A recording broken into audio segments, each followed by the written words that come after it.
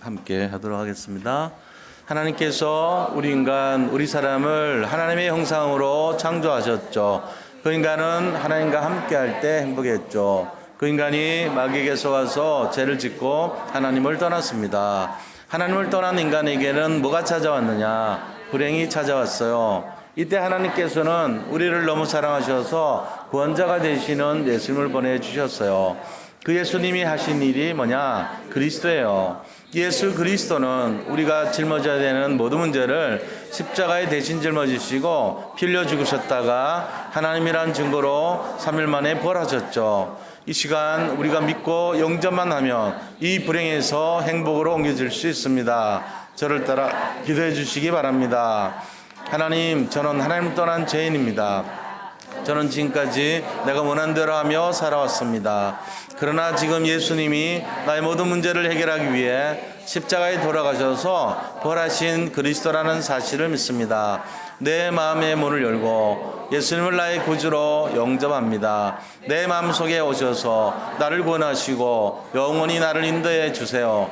오늘이 내 인생의 가장 행복한 날이 되게 하심을 감사드립니다. 예수님의 이름으로 기도합니다. 아멘. 오늘 빌레몬서를 통해서 하나님의 뜻을 이루는 후견인 사역이라는 제목으로 말씀을 나누려고 합니다. 오늘 이 말씀 나누기 전에 우리가 서로 인사 나누도록 하겠습니다. 저를 따라서 진한 고백 해주시면 되겠습니다. 그리스도는 완전하고 충분하고 모든 것입니다. 하나님의 뜻을 이룹시다. 후견인 사역을 합시다.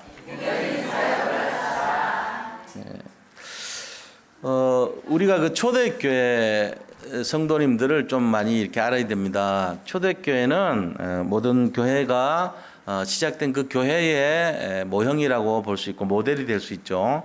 근데 그 초대교회 사역 중에서도 특별히 사도 바울이 했던 이 빌레몬에게 쓴 편지글인 빌레몬서는 굉장히 많은 우리에게 규감이 되고 우리가 정말 이 사역에 이런 모습으로 동참을 해야 되겠다 하는 것을 도전해주는 그런 메시지가 있습니다. 오늘 본문에 나오는 그 오네시모라는 자가 있는데 이 오네시모는 바로 빌레몬이라고 하는 자기 상전의 노예로 종무로 살았던 사람이에요. 그런데 이 빌레몬 집에 있던 오네시모가 자기 집 주인의 이제 물건을 훔쳐서 도망을 친 거죠. 도둑질을 한 거예요. 그리고 종이 이제 종 자체가 값어치를 갖고 있었는데 종이 도망을 가면 손해를 보는 거죠. 말이 한 마리 도망가면 손해를 보듯이 소가 도망가면 손해 보듯이 그거보다 더 비싸요, 노예는. 근데 이제 그렇게 도망을 간 거예요. 그러니까 이 빌레몬 입장에서는 종을 잃은 것뿐만 아니라 도둑 맞은 것까지 해서 배신감까지 합쳐서 굉장히 많이 마음을 아프게 했던 자죠. 근데 그 오네시모가 잡혀서 바울이 있던 로마 감옥에 들어왔던 거예요. 그래서 이 로마 감옥에서 썼다 해가지고 이거를 옥중에서 쓴 편지글이다 해가지고 옥중서신이라 그러죠.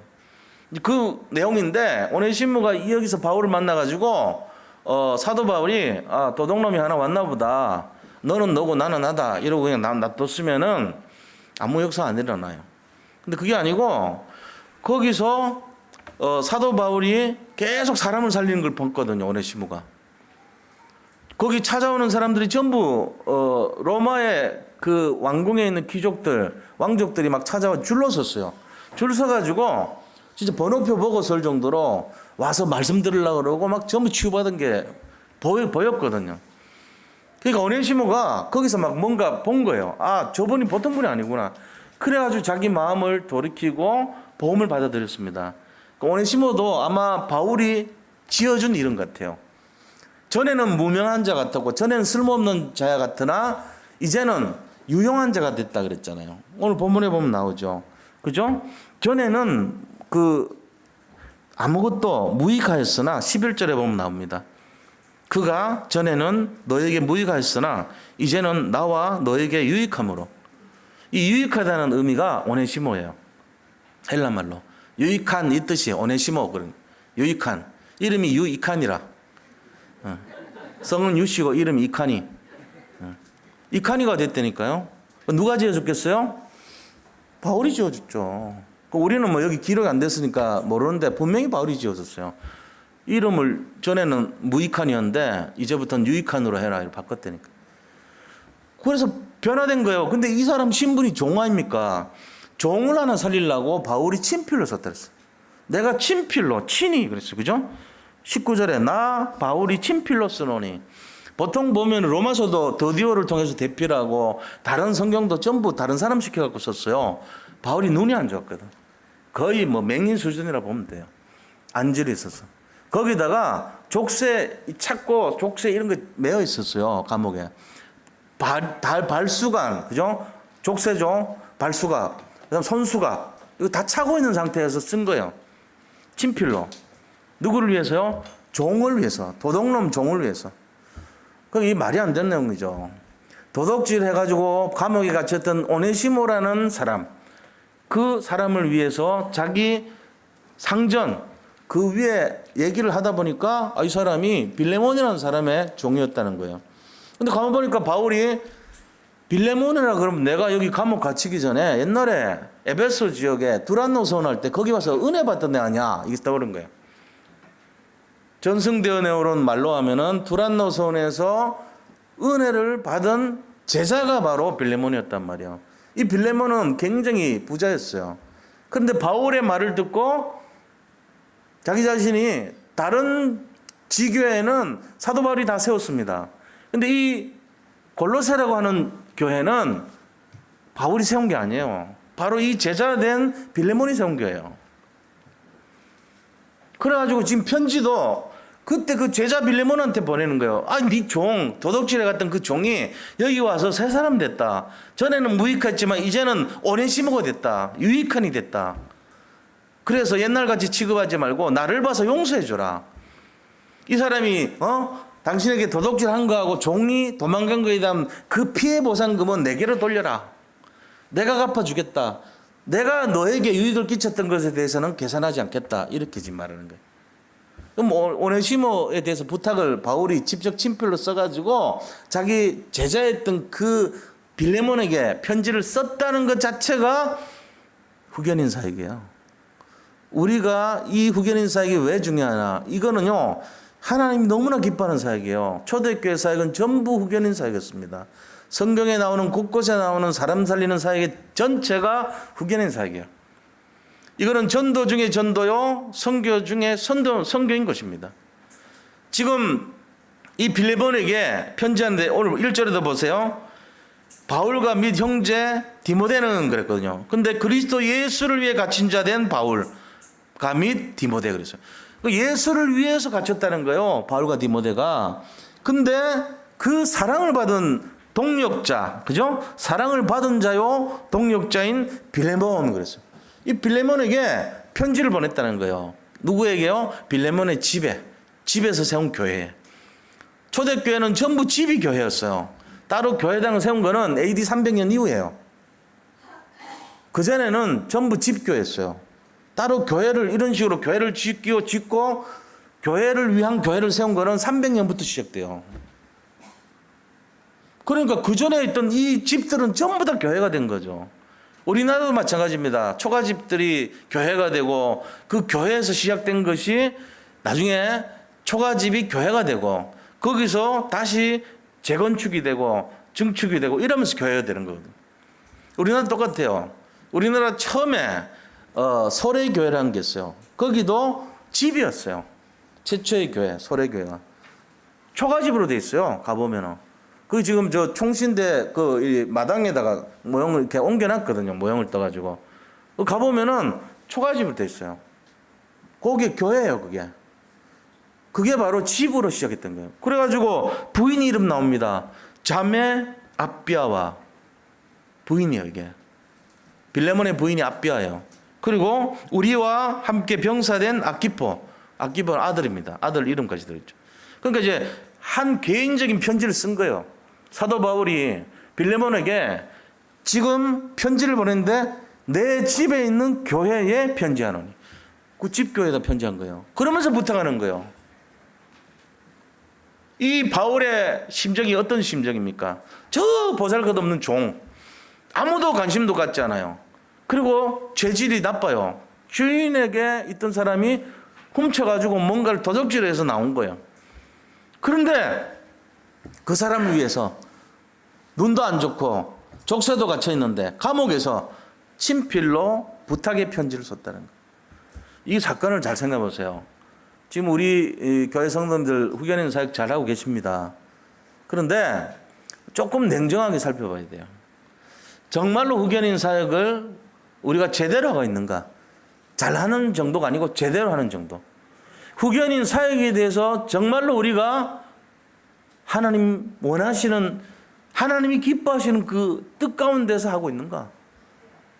그 후견인이라는 게 뭔지 알잖아요. 그죠? 내가 어떤 사람을 맡아서 그 사람을 세워나가는 게 후견인 사역입니다. 근데 이게 성경의 모든 내용의 근본이 후견인 사역이었어요. 그 정도의 눈과 그 정도의 수준과 그 정도의 기준을 가지고 하고 있는가? 이거 해야 돼요. 우리에게 맡겨준 후대들, 우리에게 맡겨준 성도님들, 새가족들, 갈급한 사람들, 시달리고 있고 어려움 처해 있는 사람들 한 명 한 명을 실제적으로 내가 후견인 사역을 하듯이 성경에서 오늘 오네시모를 위해서 빌레몬에게 부탁을 하며 구구절절히 이 사람을 용서해라. 이 사람 옛날 같지 않다. 이 사람은 이제 내 옆에 두고 싶지만 내가 억지로 원하는 건 아니다. 당신이 자원해서 하기를 내가 기다리면서 이 편지를 쓴다 하고 속마음을 그대로 하면서 겸손함으로 부탁하는 마음으로 했다는 사실이 이게 그냥 마음이 아니에요. 지금 그렇게 하고 계시리라 믿습니다. 우리 성도님들 하나님이 얼마나 기뻐하시겠어요. 제가 말씀드리고 싶은 거는 이제 우리가 사람 사이에 어떤 사역을 하거나 이럴 때 편안하게 하면 좋습니다. 가장 좋은 건 편안하게 하는 게 제일 좋아요. 근데 성의 없이 하면 안 돼요. 편안하게 하는 건 좋은데 성의 없이 하면 안 돼. 마음을 담지 않고 하는 거는 표가 납니다. 그리고 하나님이 기뻐하는 중심을 담아서 사역해야 돼요. 삶이 전달이 돼야 되지. 이 말씀 운동 현장도 똑같아요. 다락방 리더들이 조심해야 될 게 뭐냐면요. 내용을 전달하고 뜻을 전달하고 거기 있는 기록을 전달하면 안 돼요.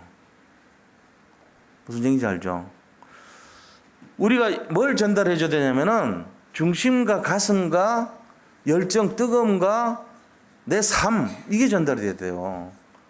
진짜 내가 믿는 믿음이 전달돼야 돼요. 그게 전달 안 되고 다른 거 있잖아요. 그냥 이렇게 누구든지 그냥 건성할 수 있는 그런 거 전달하면은 그건 제대로 된 사역이 아니에요. 우리가요, 그래서 뭐가 필요하냐면은 미션홈이라는 개념이 필요합니다. 왜 필요한지 아세요? 미션홈에서 뭐가 전달돼요? 미션홈이란 곳은요, 그 사람의 마음이 전달된 장소예요. 삶이 전달되는 장소입니다. 이게 만약에 복음으로 전달 안 되면은 예수님 믿는 것만큼 엉터리가 없어요. 말은 번지르하고 너무 좋습니다. 서로 사랑하라, 후견인을 살려라, 그 다음에 제자 사역해라, 말씀동 해라, 얼마나 좋아요. 아멘하고 다 하고 있다 그럽니다. 체크하면 전부 오케이. 모든 것이 좋아요. 근데 실제로 뚜껑 열어놓고 딱 속을 열어보면은 안 돼 있어. 살얼음 껴 있고, 어떤 거는 녹아가고 있고, 어떤 거는 깨져 있고, 부스러져 있고, 단단하게 있지 않아. 견고함이 없어. 굳은 것이 하나도 안 돼 있어. 그 다음에 성장 안 해. 생명 역사 안 일어나. 이러면 안 되는 거예요. 그 곪은 거요. 썩어가고 있어요. 왜요? 생명이 전달돼야 되는데 모양만 전달한 거야. 조화는 비슷합니다. 이 꽃들이 조화같이 이렇게 하면은 와 멋있다 그럽니다. 요즘은 지나가다가 이 진짜인가 가짜인가 내기할 때 있다니까. 조화 찢어봐야 알아. 근데 찢기는 질감까지도 비슷해요. 요새는. 그까지 그래요. 안 찢기는 게 아니고 찢겨. 가짜라. 근데 어디까지 믿어야 될지 몰라. 헷갈린다니까요. DNA 조사해보면 알겠지. 그 정도 가지 않으면 못 믿을 세상이 됐다니까. 너무 흉내를 다 내가지고. 근데 거기에 없는 게 있어요. 생명이 없습니다. 생명 없는 전도, 생명 없는 후견인. 놀부가 하는 후견인 사역이 그런 거예요. 놀부는 제비의 후견인이 돼가지고 치료를 했는데 이상하게 응답이 안 와. 흥부는 후견인 사역을 했는데 응답이 막 왔어요. 기대하지도 않았는데. 우리가 이 마음을 잘 보셔야 돼요. 흥부와 놀부가 어떤 중심을 갖고 했는가. 그처럼 복음도 마찬가지입니다. 한 사람을 살리기 위해서 어디까지 가야 되냐? 생명까지 가야 됩니다. 이 속에 답을 얻으시기를 축원드립니다. 지금 세상 사람들과 바깥 사람들도 이거 흉내내고 있어요. 제대로 하는 사람 많아요. 하버드대 들어가잖아요. 한 학기에 1억씩 돈 내야 됩니다. 예를 들면 10,000불씩 막 그렇게 막 내고 해요. 그럼 어떻게 됩니까? 그 사람들이 10만 불씩 내는 거지. 그래가지고 그렇게 비싼 돈 내고 하버드대를 나와. 근데 이 사람들 마음속에 뭐가 생기냐면은 내가 하버드를 위해서 정말로 생명 걸겠다. 이 마음이 생길 정도로 도와줘요. 후원을 해준다고. 거기서 이 사람들이 자부심 갖게 만들어주고 실패할 것 같으면 동문들이 다 도와가지고 성공하게 만들어버립니다. 그러고는 교수님들이 막 추천해주고 해가지고 전 세계를 지배하고 다스리도록 이 사람들이 전체를 갈 수밖에 없도록 만들어줘요. 그러니까는 여기에 들어가도 아깝지가 않은 거예요. 우리가 만약에 어느 단체를 들어가면은 끝까지 책임져 준다. 이게 되면 신뢰감 생기죠? 맞잖아요. 전도단체도 똑같습니다. CCC나 내비게이터 같은데. 그런 데 가면요. 완전히 이 사람 제자화 시켜버립니다. 자기 생긴 모든 힘을 가지고 그 사람이 복음 알고 전도하도록 그렇게 딱 만들어요. 그러고는 확립시켜주고 그 다음에 뭐합니까? 양육해가지고 파송해버립니다. 재생산하도록 만듭니다. 완전히 거기에 너는 나의 제자 이런 식으로. 내 제자는 아닌데 그리스도의 제자인데 너는 그리스도의 제자다. 결론 내게 만들어버려요. 그러니까 CCC 같은 경우 예를 들어 어떤 사람 아파서 한 달 입원하면 이 사람 노는 사람도 아닌데 직장 다니는데도 아침 점심 저녁 3번 와요. 자기가 점심 때 밥을 안 먹더라도 찾아와. 자기 제자가 된 사람, 관계 맺은 사람 한 달에 90번 찾아와. 자기 부모도 그렇게는 못해. 근데 이 영적인 리더가 찾아와가지고 계속 오고 또 점심 때 와서 계속 오고 기도해주고 저녁에 와서 계속 하고 이래서 한 달 지나면 어떻게 되겠어요? 저분이 나를 사랑하는구나. 진짜 완전 제자가 됩니다. 확실하게 만들어버려요. 우리가 이 후견인 사역 지금 어떻게 하고 계신지 모르겠는데 뭐 한다니까 하시는 줄로 저는 알고 있어요. 편안하게 하세요. 그러나 그 평안의 정도가 내가 방종하듯이 이 영혼 맡아놓고는 대강하듯이 그렇게 하면 안 돼. 이 후견이라는 것이 뭔지를 알아야 돼요. 그게 성경의 진짜 본질이고 초대교회 전체입니다. 우리 장로님들 가운데는 교섭하신 분들 늘 전화하고 챙기는 분들 있습니다. 제가 압니다. 후견인 사역 하시는 게 남이 뭐라고 해서 하는 게 아니에요. 하나님 앞에서 하시더라고. 그게 제대로 된 거죠. 그런 마음들이. 근데 여기를 왔는데 아무런 관심도 없어. 심지어는 맡겨줬는데도 그냥 뭐 애들 과자나 가끔씩 사주고 사랑한다 그러고 그래. 그리고 그 아이들이 무슨 생각하냐면은 교회 와서 저분이 나를 위해 기도하는 분이라는 생각이 없어. 그럼 뭐가 지금 틀어진 거예요. 잘못된 거예요. 녹기 시작하고 깨지기 시작하고 살얼음 낀 거고 그 관계의 후견이네 이게. 근데 그게 아니고 그 사람이 교회를 오면은 마음이 거기에 온통 집중돼 있어. 후견인 사역을 받는 아이가 저분은 나를 챙기는 분이고 내 어려움이 있을 때 저분한테 말하면 되는 것이고 저분을 통해서 내가 하나님을 발견하고 하나님의 사랑을 저 사람을 통해서 내가 느끼고 있어 라는 것이 된다면 제대로 된 후견인 사역을 하는 거예요. 우리가 이거 잘 찾아보셔야 됩니다. 그동안 했던 거는 제가 아무 얘기 안 했다 치더라도 그동안 잘하셨어요. 왜? 강조 안 했는데도 그 정도 했으면 잘한 거예요. 다른 교회는 그런 것도 없어. 근데 우리 교회는 그 정도만 해도 대단히 잘한 거예요. 정말 내 빈정대는 게 진짜 말씀드립니다. 그런데 오늘부터 한번 새롭게 한번 찾아보세요. 패러다임 한번 바꿔보세요. 진짜 사람 살린 게 뭔가를 생각해 봐야 됩니다. 우리가 아는 사람들 중에 앤 설리번이라는 분이 있잖아요.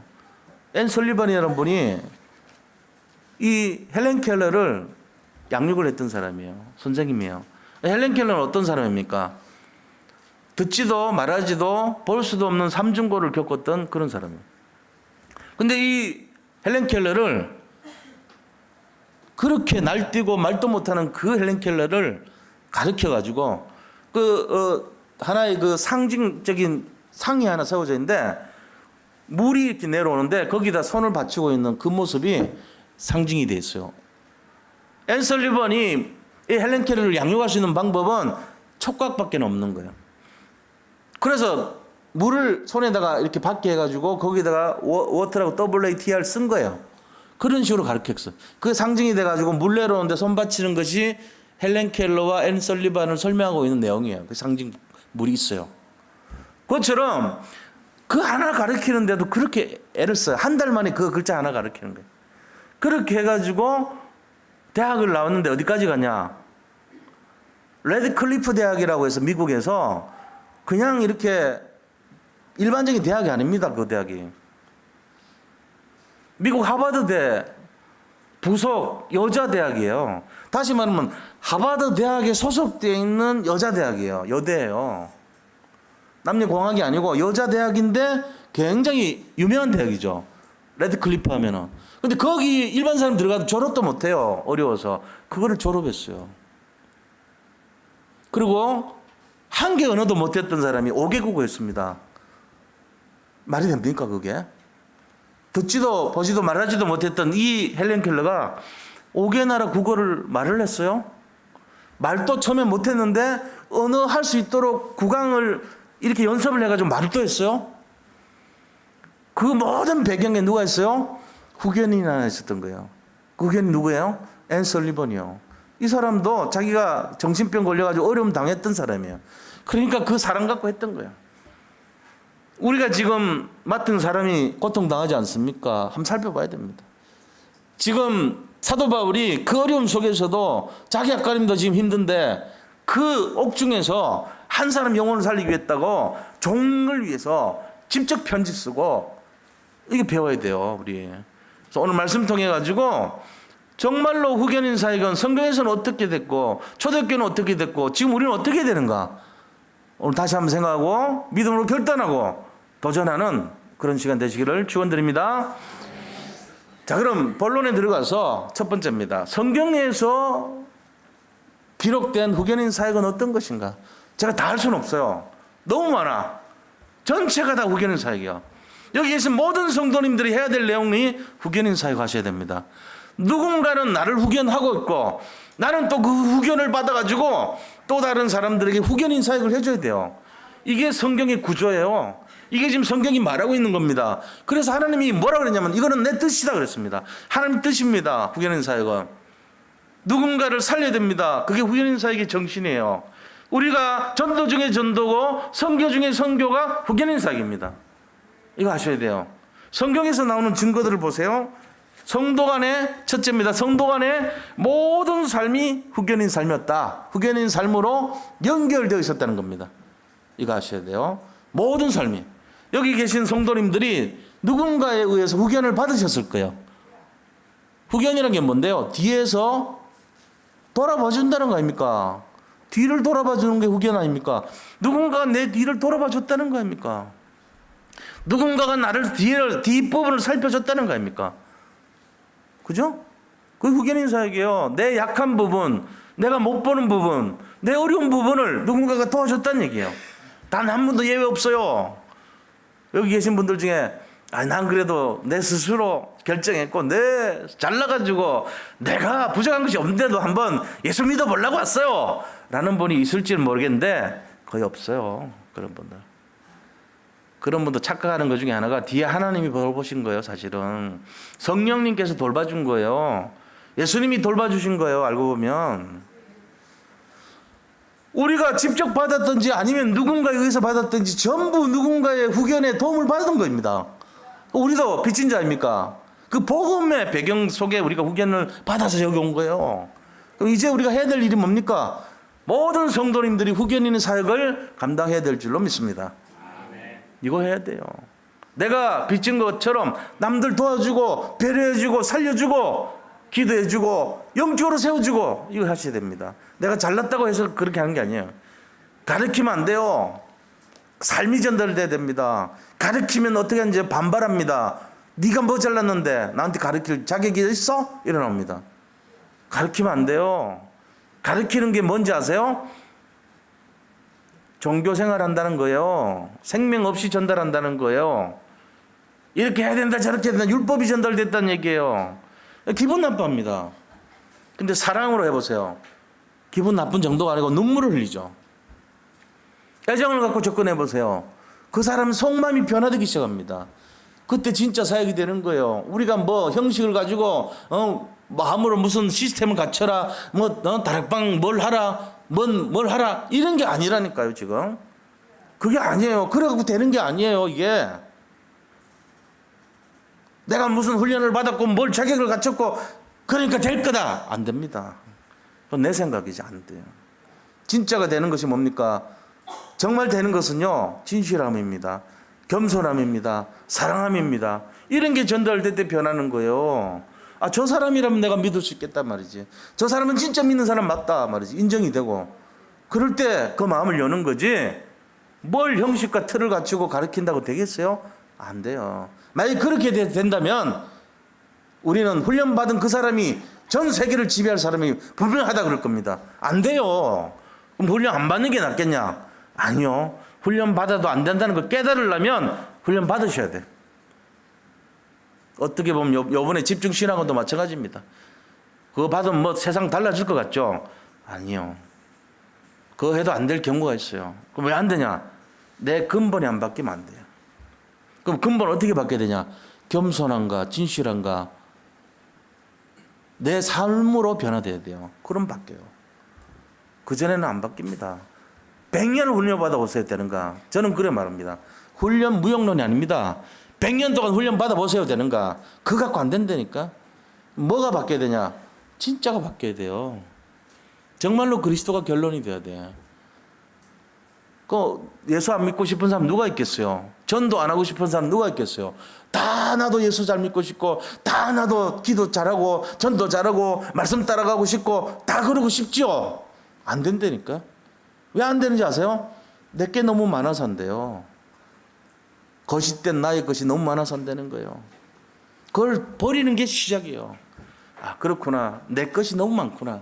쓸데없는 내 것이 많구나. 내 생각, 내 중심, 내 명예, 내 거, 내 생각, 내 모든 거 쏟아버려요. 그럴 때 시작이 됩니다. 하나님의 역사가.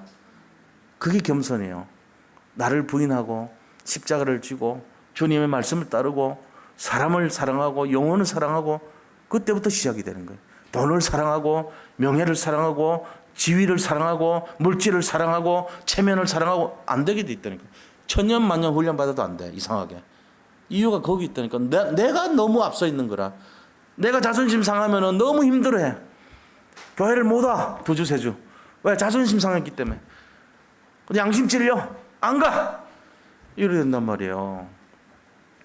자기를 부인하시기 바랍니다.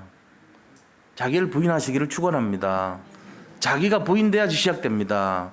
훈련 되기 전에 이거 돼야 돼요.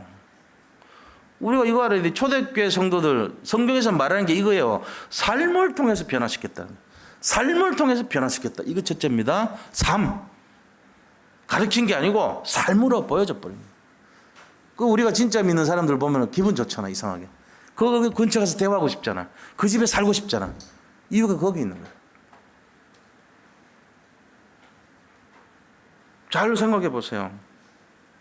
서로 교제하고 서로 관구하고 제자를 위해 항상 기도하고 로마서 1장 9절 10절 로마인은 제자들을 위해서 늘 기도하고 골로새서 1장 3절 데살로니가전서 1장 3절에서 5절 모든 성경 디모데후서 1장 3절에서 5절 디모데후서 2장 1절 전부 다가 말하고 있는 것이 내가 너희를 위하여 기도하며 항상 기도하며 너희를 생각할 때마다 감사하며 기도하고 감사하는 게 빠진 적이 없어요. 삶을 통해서 전달했다는 거 진짜 사랑했다는 얘기예요. 이거 잘 알아야 돼요. 왜 나는 열매가 안 일어나고 왜 역사가 안 일어나냐. 가짜란 얘기죠. 어떻게 보면은. 삶을 통해서 전달이 안 됐다는 얘기죠. 진짜 가르친 거 말고는 안 했다는 얘기잖아요. 내가 알고 있는 짧은 지식만 전달했지 내 삶이 전달이 안 됐다는 얘기예요. 내 가슴이 전달돼야 돼요. 그게 후기는 사역인데 그거 안 되면은 안 됩니다. 잘 생각해 보셔야 돼요. 자, 성경 속에 나타나는 후기는 사역의 두 번째입니다. 뭐 했습니까? 미션홈에서 한 명 한 명을 살렸어요. 미션홈에서. 그래서 미션홈에서 한 명 한 명을 살려가지고 완전히 제자로 확립시켜버려요. 루디아의 집에서, 브리스길라 아굴라의 집에서, 야손의 집에서, 룸바의 집에서, 오늘 이 빌레몬의 집에서 전부 다 그렇게 한 거예요. 우리 옛날 소래교회에서, 소래교회의 집에서 전부 다 그 제자가 일어나서 거기 나왔던 사람들이 시대를 살리는 사람들 됐던 거예요. 현장을 살리는 주역이 됐던 거예요. 이 사역에 응답을 누리시기 바랍니다. 미션홈, 우리 집이 교회인 것처럼 우리 집이 내 삶이 진짜 24시가 하나님 앞에서 진짜가 돼야 돼요. 그때 변화됩니다. 자녀들 또 가족들 그 다음 이웃들 다 우리 보고 있잖아요. 거기서 제자 안 나오면 거짓말이에요. 그거 그 사람 엉터리로 살고 있는 거예요. 어떻게 보면은 여기 있는 분들 대부분이 나 그렇게 못 사는데 그러니까 하나님이 필요한 거죠. 그래서 후견인이 필요한 거예요. 오늘부터라도 이거 찾으면 됩니다. 아, 내가 후견인 사역 해봐야 됐구나. 애들 나한테 맡겨준 사람들 제대로 한번 해봐야 됐구나. 이거 마음 먹으면 돼요. 그럼 끝나요. 내일부터 하세요. 그러면 되죠. 뭐 어렵습니까? 이거 하자고 지금 말씀 나누는 건데. 난 그렇게는 못 살아. 죽어도 못 살아. 그래 해보세요. 힘들지. 난 절대로 안 해. 내가 왜 해? 편안하게 하세요. 안 해도 관계없어. 근데 고생 많이 해. 시달려요 나중에. 이거를 하나님 기뻐하시는데 이 뜻 거슬러 보세요. 편한가? 나 싫어요. 난 편하게 살다가 예수 믿은 것만 해도 감사해요. 나는 거 안 할래요. 안 할래 나.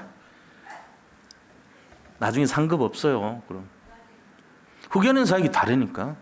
지금 내가 맡고 있는 후견인들 있습니까? 없으면 빨리 챙겨야 돼. 이거는 서로 하려고 그래야 돼요. 그리고 매일 하려고 그래야 돼. 그리고 매일 하는 정도 아니고 날마다 기도하고 정말로 중심 들이고 진짜를 전달해주고 이래야 돼요. 그 영혼 사랑하는 마음 없이 안 됩니다. 그게 어떻게 전달되겠어요? 잘 이해하셔야 돼요. 표면적 유대인이 아닙니다. 마음의 할례를 받아야 돼요. 껍데기로 하면 큰일 나요. 바리새인들은 껍데기만 했어요. 속은 하나도 안 바뀌고. 그래가지고 된 것처럼 착각은 많이 했는데 하나도 안 됐어. 어쩌면 우리 전체가 바리새인일 수도 있습니다. 전체가. 여기서 탈피하는 거는 진짜가 돼야 되는 거 아닙니까? 정말이에요. 진짜 되려면 훈련받으면 안 돼요. 훈련받았고 되는 게 아니에요. 그럼 어떻게 됩니까? 진심으로 마음을 담고 훈련받으면 되죠. 그러면 되면. 훈련받으면 되는 게 아니에요. 진짜 뭔가를 잡고 훈련받으면 돼요. 그러면 돼요. 달라지죠. 그래서 세 번째는 전도 현장 갈 때도 짝을 이뤄서 팀을 이뤄갔어요. 누가복음 9장, 누가복음 10장, 마태복음 10장 전부 둘씩 짝을 이뤄가지고 전도 갔어요. 한 사람은 후견인, 한 사람은 기도. 이라고 짝을 이뤄. 그 다음에 5명씩 팀을 이뤄가지고 그리고 갔다고요. 5명 누구죠? 사도행전 13장 거기 보니까 전도 팀들 5명이 팀이 됐어. 바울과 바나바, 마나연과 니게르라는 시므온과 루기오 5명. 근데 이 사람들이 한 명은 왕족이고 2명은 귀족이고 한 사람은 천민, 그죠? 니그로. 그리고 마지막 루기오는 루포라고 하는 십자가를 지고 갔던 그 사람 아들이에요. 이 5명이 팀이 됐는데 뭘 위해서요? 전도 위해서, 선교 위해서 갔던 팀들이에요. 하나님은 이 세 가지가 성경에 기록되어 있습니다. 삶을 통해 전달해줬고 미션홈을 통해서 전달해줬고 전도 현장에서도 전달됐다. 뭐가요? 후견인 사역이. 다죠 뭐 이게 다. 그다음 큰 두 번째로 초대교회 후견인 사역의 내용이 그럼 어떤 것이냐? 3가지 있어요. 첫째는 1:1 후견인 사역이었습니다. 1:1. 그러니까 우리나라도 보면 옛날에 그 마스터가 있잖아요. 마스터가 밑에 이 예를 들면 길드라 그러죠. 길드란 제도가 뭐냐면은 딱 그 사수가 있어요. 사수 밑에 조수 있죠. 사수 조수의 관계라. 사수님은 스승이고 조수는 제자입니다. 이 스승이 제자한테 전달해 준다. 어떻게 전달해요? 삶으로 전달해줘. 그래서 뭐부터 시킵니까? 청소부터 시키고 빨래부터 시켜요. 고생부터 시켜요. 그래가지고 마음을 먼저 닦게 만들어주고 나중에 진짜를 딱 준다고. 진짜 주는 건 하루면 돼요. 자, 몇 도에서 뭘 집어넣고 뭘 할 때 방향을 조심하고 색깔을 조심하고 뭘 해라. 한 30분이면 되거든. 그거를 미리 주면 안 돼. 교만해가지고 안 돼. 그러니까 그 할 때까지 그릇을 만드는 거예요. 이게 길드라. 스승과 제자. 그래가지고 핵심적인 노하우는 짧지만 정말 진짜인 사람한테 주는 거예요. 우리도 마찬가지입니다. 하나님이 후견인 사역하라 그럴 때 내용은 간단합니다. 근데 진짜가 되는 그릇이 된 사람에게 이 맛을 보여주는 거예요. 도전하셔야 돼요. 여기서 다 모든 분들이 이걸 누릴 수는 없어요. 도전은 다 해야 되지만 진짜를 해야 된단 말이에요. 우리가 가짜들이 하면 안 되죠. 또 흉내 내갖고 되는 게 아니야 이게. 속 사람이 변해야 진짜 일어납니다. 가르치려고 해보세요. 되는지 반발하고 튕겨 나갑니다. 깨집니다. 그게 아니고 가르치는 것이 아니고 보여주는 게 되면 돼요. 내가 하고 내가 앞서가고 나를 따라오라. 나를 본받으라. 이러면 되죠. 그래야지 되는 거예요. 태권도 사범이 야 니는 이렇게 해라. 자기는 못해. 사람 만나면 깨져. 맨날 다쳐. 니는 이렇게 하라. 그러면 안 되죠. 같이 해야 돼요. 우리는 현장 사람이지 이론적인 이론가가 아니란 말이에요. 현장의 사람들 살려야 돼요. 그게 중요하지. 진짜로. 그 이제 다른 사람들 우리를 보고 욕합니다. 2단이네 3단이라고. 왜요? 현장 살려버리니까. 현장을 막 뒤집어 놓으니까. 진짜거든. 가짜들이 보니까 모여가지고 진짜를 가짜로 만들어. 사람 눈이 2개인데 자기들은 1개래. 전부 다 10명이 모여가지고 1개래. 그러니까 내가 2개라는 사람을 바보를 만들어놔요. 세상이 이상하게 돌아가요. 가짜가 진짜를 배척합니다. 그런 세상 돼버렸어요. 자, 2번째. 1대1 사역 말고 후견인 사역의 이 초대교회 때 사역의 내용은 삶을 통해서, 삶 자체를 통해서, 이게 성경에 나온 내용과 똑같아요. 삶을 통해 전달했다는 거예요. 자, 3번째는요, 그들이 중점 사역이 뭐냐? 전부 다 후대를 살렸고, 그 다음에 새가족들 살렸고, 영적으로 갈급한 자들 살렸어요. 이게 3가지 포인트가 초대교회가 살렸던 내용들입니다. 그래서 그들 마음과 생각 속에는 병이 들어 있었습니다. 어려운 병든 자들을 영혼육을 치유해버린 거예요. 그리고 새가족을 살려버린 거예요. 그리고 후대들, 렘넌트들을 완전히 복음으로 확립했어요. 이게 그들이 중점했던 사역의 내용이 초대교회 때. 우리도 그리 돼야 됩니다. 지금 우리도 그 교회, 우리도 그 모습 하고 있습니다. 이 진짜가 돼야 되지. 가짜는 흉내만 낼 뿐이지 못합니다. 그럼 난 가짜인데. 제가 지금 자극을 줘야지 그러면. 제가 여기서 할 일이 뭐겠어요. 가짜가 진짜 되라는 거 얘기해야죠. 마음은 아프겠지만 들으셔야 돼 이거는. 못하는 분들은 도전해야 되고, 내가 하려고 했는데 잘 안 되는 분들도 힘을 내고 도전하고 그래야 되지. 그게 맞잖아요. 진짜 되시기를 축복합니다. 그게 돼야 돼요. 후견인 사역 진짜 돼야 돼요. 내가 그렇게 받아놓고는 이제 나는 안 하려고 그러면 안 되지. 내가 받은 게 뭔데? 진짜를 받아놓고는. 누군가의 눈물로 내가 살아난 거잖아요. 나도 갚아줘야 된단 말이야 진짜로. 자, 3번째입니다. 후견인 사역의 구체적인 내용이 어떤 거냐? 그게 2가지 있어요. 하나는 영적인 후견인 사역 하셔야 돼. 2번째는 기도의 후견인 사역을 하셔야 돼요. 영적 후견인 사역이 어떤 거냐면요, 치료해줘야 됩니다. 영적인 후견인 사역은 치유, 영적 치유, 그 다음에 영적 서밋 만들어주면 돼요. 영적인 치유와 서밋, 요게 같이 일어나게 해주는 것이 영적인 후견인 사역이에요. 그 사람이 마음 아프면 도와주고, 영적으로 갈급하면 세워주고, 힘을 주고, 그 다음에 배경 대주고, 가르쳐주고. 제가 우리 그 12시 50분에 아이들 모아가지고 지금 하거든요. 초등학생들. 그 아이들한테 하는 게 뭐냐면요, 지난번 8개월 동안 1기 끝나고 지금 2기 이제 받았어요. 2기 아이들이 눈이 또록또록해. 1기가 어떻게 하는지 아니까. 그래가지고 62가지 전도의 삶 가르치고 있어요. 지금 계속 외워오라 그러고 다 잘해요. 거기 막 집중해야 아이들이. 그래서 뭐 하려고 그러냐. 6개월 동안 요번에 좀 줄였습니다. 6개월 동안 해가지고 이 전도자의 삶을 영적인 치유를 하고 영적 서밋으로 세워주는 그거 하고 있는 거예요. 우리 유초등부도 요번에 보니까 집중훈련 하면서 잘하더라고. 내가 보니까 그런 내용이 필요한 거예요. 방향. 아이들답지 않게 말을 가르쳐줘야 돼. 그게 전부 후견인사 이건 알고 보면. 이렇게 가야 된다 너희들. 세계관이 뭔지 아냐? 기독교적인 세계관을 가져라.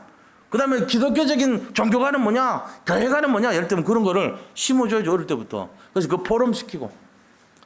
우리가 옛날에 그래 안 했잖아요. 그 아이들 좀 달라야지. 변화되고. 그 아이들 좋아해요. 그런 어려운 주제를 가지고도 더 해달라 그러고 그래요. 초등학교 애들이. 변화됐다는 얘기지. 세대가 지금 교체가 되고 있습니다. 복음 서밋 돼야 됩니다. 그 다음 기도의 후견인 사역은 뭐죠? 기도 후견인 사역. 기도의 배경이 돼주는 거예요. 진짜 해줘야 돼요. 우리가 말로만 하고 자기도 안 하고 그러면 안 돼. 정말 하나님 볼 때 하나님 앞에서 이 아이들을 위해서 기도해줘야 돼. 내가 맡은 후견인을 위해서 기도해줘야 돼. 그걸 대강해버리고 엄청나게 엉터리로 해버리고 이러면은 변화되겠냐고요. 안 되죠. 그 사람한테는 누구를 맡겨도 안 됩니다. 그런 사람한테는 100명을 맡겨도 다 죽입니다. 그럼 되겠어요? 냉장고에 사람 보관을 하고 집어넣는데 냉장고 기능을 믿고 집어넣는데 이게 작동을 안 해. 그거랑 똑같은 거예요. 냉장고라는 타이틀을 붙이면 안 돼. 그거는 그냥 상자지. 그렇게 하면 되겠어. 그거 후견인 사역하면 그거 되겠냐고요. 100가지 물건은 넣어놔도 냉장고 기능을 하면 보존이 되겠죠. 그게 제대로 한 후견인 사역이지. 타이틀은 후견인 사역이고 타이틀은 기도 배경이고 해놓고는 안 해. 엉터리 되잖아요. 그렇게 하면 안 돼요. 진짜가 돼야 됩니다. 진짜가 되시기를 축원드립니다. 그럼 내가 뭐 여기 계신 분들이 좀 엉터리라는 식으로 하는데 그게 아니에요. 잘 하시는 분도 있지만 우리가 좀 냉정하게 나를 평가하고 보라는 거예요. 담임 목사가 뭐 지적하고 그런 사람입니까? 우리만큼 잘하는 사람도 없습니다. 그러나 냉정하게 자기를 살피라는 거예요. 진짜가 뭔가를 살피라는 거예요. 그게 진짜죠. 그래야지 우리 후대들이 살아나죠. 우리가 엉터리라고 대강하고 맞다 그러고 틀린 그거를 그렇게 하면 안 돼. 진실하게 하고 겸손하게 하고 정말로 중심을 가지고 하고 삶을 전달하고 내 가슴이 전달되고 내 중심이 전달되고 내 피와 열정이 전달되고 그래 돼야지 맞는 거잖아요. 그게 진짜를 변화시키는 거지. 가르치듯이 외워가지고 그거 갖고는 안 되게 돼 있어요. 그거는 살리지 못합니다. 절대로. 그래서 기도의 후견인 사역. 그래서 우리가 아이들한테 뭘 심어줘야 되냐면 CVDIP라는 거 있잖아요. 언약을 잡게 하고 커버넌트. 그 다음에 비전 보고 그 다음에 드림 꿈을 심어주고 그리고 이미지를 그림을 그리는 요 세 가지가 치유예요. 바로 비전과 드림과 이미지는 치유입니다. 그럼 서밋이 뭡니까? 프랙티스입니다. 열매를 맺고 성취하는 거. 이거 언약 잡고 치유하고 서밋 되도록 만들어주는 거. 이게 바로 후견인 사역의 하이라이트입니다. 그 자기부터 이게 있어야 돼요. 내가 꿈을 그리면서 내 미래가 아직은 없지만 가질 수 있는 미래가 뭐냐? 딱 답을 잡아요. 그게 진짜인 줄 믿습니다. 승리하시기를 축원드립니다. 자, 결론을 말씀드리겠습니다. 결론은 뭐냐면요. 성경 속에 나오는 후견인 사역은 삶 자체였다는 거예요. 삶. 내 삶이 전달이 안 되면은 내 삶이 맨날 율법적이고 짜증이나 내고 신경질이나 부리고 현장만 바라보고 현실만 바라보고 이런 수준이면은 사람 못 살립니다. 그거 갖고 안 돼요. 근데 대부분 거기 걸려 있거든. 저는 안 그랬습니까? 저도 화낼 때도 있고 그렇죠. 그러다 갖고 뭘 살리겠어요? 우리 자신이 복음을 딱 갖고 있으면 복음의 색깔, 향기, 맛 이게 나올 때 변화되는 거지. 그렇잖아요. 복음 갖고 있다는 사람이 맨날 하는 거는 지밖에 모르고 지 명예만 알고 지 부만 챙기고 이런 수준이면 그 누가 그 가까이 오겠어요. 그건 아니란 말이에요. 지금 그 얘기하는 겁니다. 결론이. 진짜를 우리가 전달해 주려면은 뭐가 돼야 되냐? 1:1 사역을 해서 중심과 삶과 현장에 가슴이 전달돼야 된다. 이게 결론이에요. 그러기 위해서는 우리가 뭐 해야 되냐? 영적 후견인, 기도 후견인을 내가 먼저 나를 살리고 이거를 전달해 줘야 된다. 이게 진짜입니다. 그래서 이번 미션이 뭐냐면요. 이거 위해서 우리가 뭘 해야 될지를 좀 생각해 보세요. 내가 이거 하려면 뭘 해야 될까? 진짜. 내가 뭘 해야 될까? 저는 제일 먼저 저를 죽여야 된다고 생각했습니다. 제가 죽어야 돼요. 그래야지 되는 거예요. 다른 분들도 한번 이거 해보세요. 도전해보고 결단해보고 포럼해가지고 실천해보세요. 이번 주 미션입니다. 10년이 가도 하나도 안 바뀌었다. 자기가 살아있어서 그런 거죠. 승리하시기를 축원드립니다. 하나님 감사합니다. 우리의 마음과 생각과 중심에 오직 그리스도 바라보고 하나님이 원하시는 뜻대로 사람 살리고 후대 살리고 새가족 살리고 영적으로 병든 자들 다 살리는 후계는 사역의 주역이 되게 하여 주옵소서. 예수 그리스도 이름으로 기도드립니다. 아멘.